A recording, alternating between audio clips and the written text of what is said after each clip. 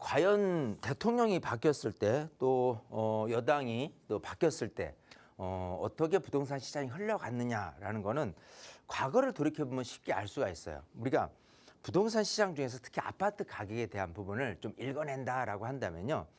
아마도 2000년 이전에 90년도 때가 뭐 어땠느냐라는 거를 잘 기억을 하는 분들은 많이 없을 겁니다.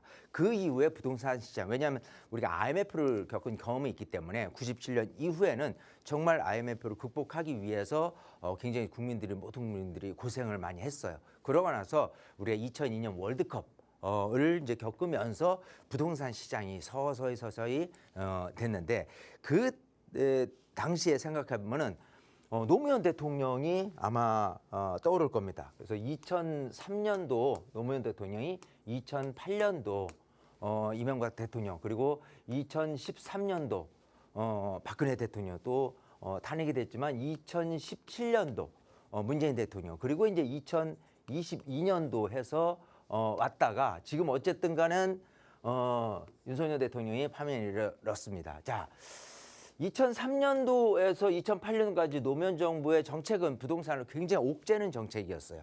그래서 부동산 시장을 가라앉게 하기 위해서 규제책을 굉장히 많이 냈는데 부동산 가격이 어땠느냐라고 한다면 상당히 올랐던 기억 하고 계실 거예요. 자, 그다음에 2008년도에는요. 리만 브라더스 사태가 벌어졌습니다. 다 그때 불을 끄기 위해서 나름 진통을 겪었지만 어쨌든 이명박 대통령이 집권했을 때 기간 동안 부동산 시장이 올랐느냐? 오르지 않았어요. 그리고 박근혜 대통령 시절도 마찬가지 오르지 않았습니다. 자, 그러면 이렇게 진보당이든 보수당이든 이쪽에서의 대통령이 나왔을 때 진보당 쪽에서는 부동산 규제를 굉장히 많이 하는 편, 오히려 부동산 가격이 올라가는 편인데 반해서 보수당이 정권을 잡았을 때는 부동산을 규제를 완화했던 편, 이런 식으로 갔었거든요. 마찬가지 문재인 정부에서도 규제를 굉장히 좀 강화했었던 부분에서 부동산 가격, 특히 아파트 가격이 굉장히 많이 올랐던 경험을 우리가 이제 했어요. 자, 그러고 나서 윤석열 정부에서는 어쨌든 부동산 완화책을 많이 냈습니다. 자, 그러면 이제서 6월 3일을 기점으로 해서 누가 대통령이 되느냐에 따라서 분명히 이제 그 민주당 쪽에서 이제 뭐 이재명 후보가 나와서 대통령이 됐다라고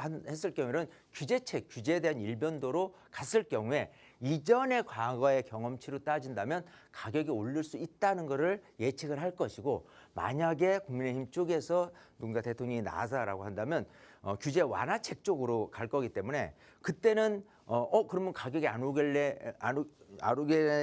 오르겠네라는 부분보다도요 수요 공급 논리로 따졌을 때 예를 들어서 서울 같은 경우는 지금 신축 아파트가 굉장히 조금 많이 희소 가치가 높아요. 작단 말이에요. 그런 경우에라고 한다면은 서울 같은 경우는 그래도 꾸준히 가격 오름세가 있는 반면에 지방 같은 데는 오히려 가격이 조금 오르지 않는 이런 이제 양극화 이쪽으로 이렇게 갈 가능성이 있다는 것을 예시할 수 있습니다. 어쨌든간 부동산과 어떤 대선의 상관관계는 굉장히 조금 많이 밀접돼 있다 하는 거기 때문에 많은 분들 어쨌든 이런 부분에 대해서는 부동산하고 연결해서 관심을 가져보면 좋을 것 같습니다.